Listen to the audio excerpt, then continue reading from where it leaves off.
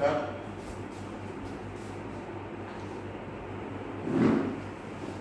ह्या द्वितीय लेक्चरमध्ये आपण या स्पॉइल सिस्टम किंवा भरतीची लूट पद्धती यामध्ये असणारे जे काही दोष आहेत हे दोष आज आपण या ठिकाणी कंटिन्यू बघणार आहोत. भरतीची ही असणारी लूट पद्धत आजच्या भरतीच्या पद्धतीशी तुलना करून बघता अतिशय अजब अशा स्वरूपाची असलेली आपल्याला वाटते. कारण या स्वरूपात भरती होऊ शकते ही बाब केवळ त्याच काळामध्ये शक्य होती. आजच्या या गुणवत्तेच्या काळामध्ये ही बाब या ठिकाणी शक्य नाही. लूट पद्धती ही केवळ बरेच याचे अनेक स्वरूपाचे समर्थनही करण्यात आले तरी सुद्धा ही पद्धती केवळ राजकीय स्वार्थापोटी समोर आलेली आहे असे म्हणायला हरकत नाही. या ठिकाणी आपल्या मर्जीतील व्यक्ती तसेच आपल्या राजकीय पक्षाला समर्थन करणाऱ्या व्यक्ती ह्या केवळ आपण ठरवून दिलेल्या निर्णय धोरण याचे मोठ्या प्रमाणावर समर्थन करून ते अधिक चांगल्या प्रकारे या ठिकाणी राबवतील ही एक बाब या लूट पद्धतीचे महत्त्व विशद करण्यास पुरेशी नाही असे आपण या ठिकाणी म्हणू शकतो.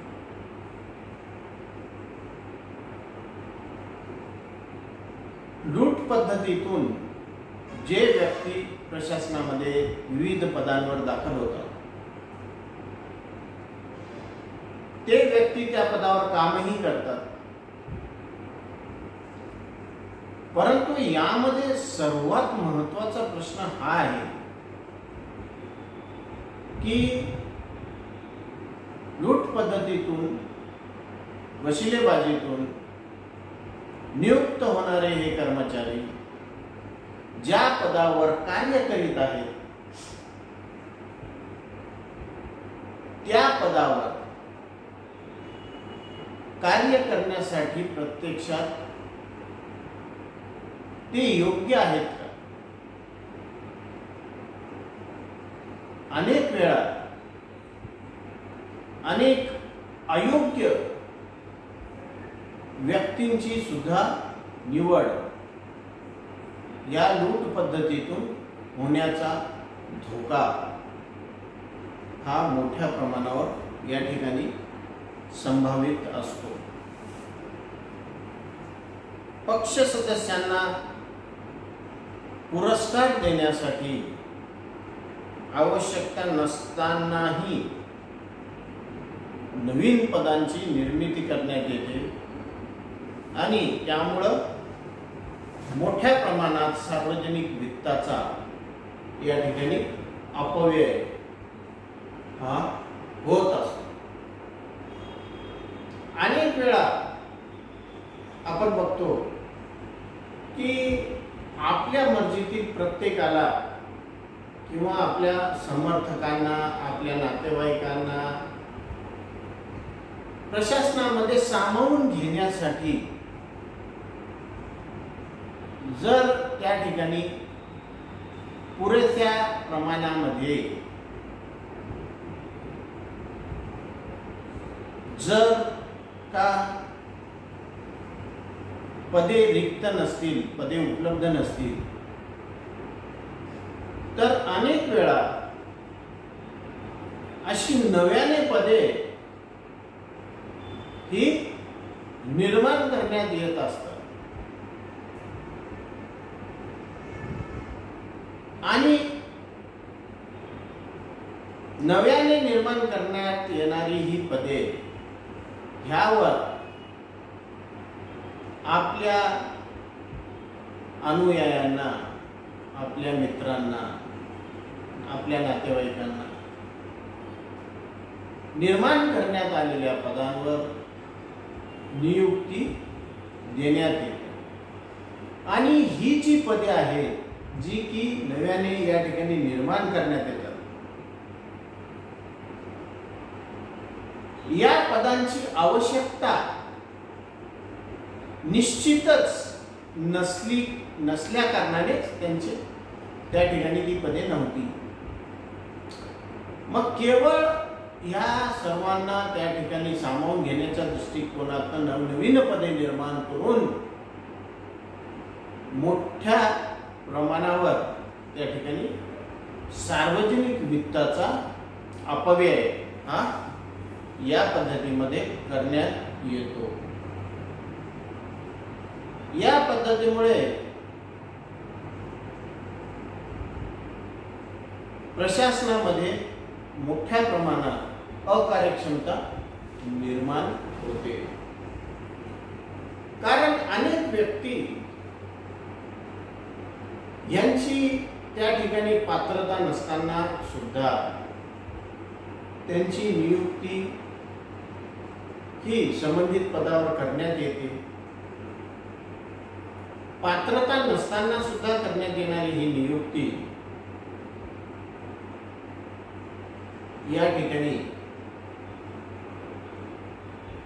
तो व्यक्ती चांगले किंवा कार्यक्षम कार्य करेल अशी अपेक्षा ही त्याच्याकडनं त्या ठिकाणी करताच येत नाही, कारण तो त्या पदासाठी पात्र नसतो. आणि तसेच प्रशासनापेक्षा असे वशिलेबाजीने आलेले कर्मचारी हे प्रामुख्याने आपलं अधिक स्वारस्य हे राजकारण, राजकीय घडामोडी यांच्यामध्ये घेत असतात आणि त्यामुळे हे जे कर्मचारी आहेत हे आपले कार्य पूर्ण कार्यक्षमतेने करू शकत नाही आणि या कारणाने या लूट पद्धतीमधून प्रशासनामध्ये मोठ्या प्रमाणावर अकार्यक्षमता निर्माण होत असते. त्याचबरोबर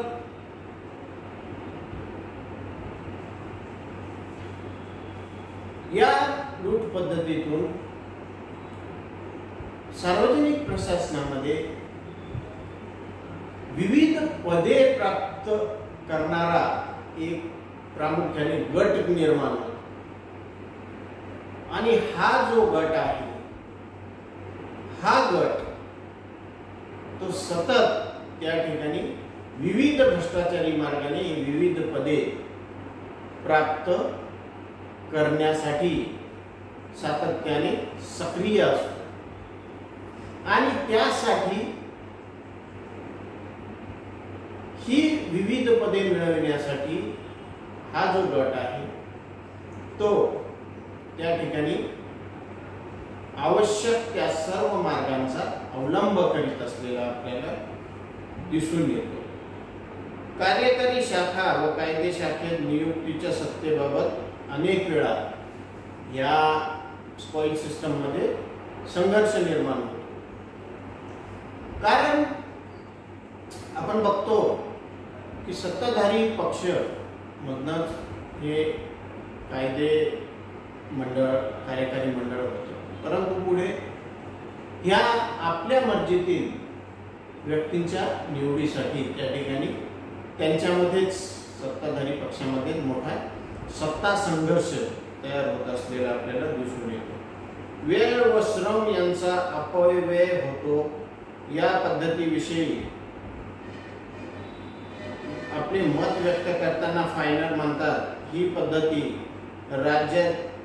राज्याला अनितीकडे नेणारी किंवा कुमार्गास लावणारी अशा पद्धतीची आहे. इतक्या मोठ्या प्रमाणाची तीव्र टीका या ठिकाणी फायनल करताना आपल्याला दिसून येते.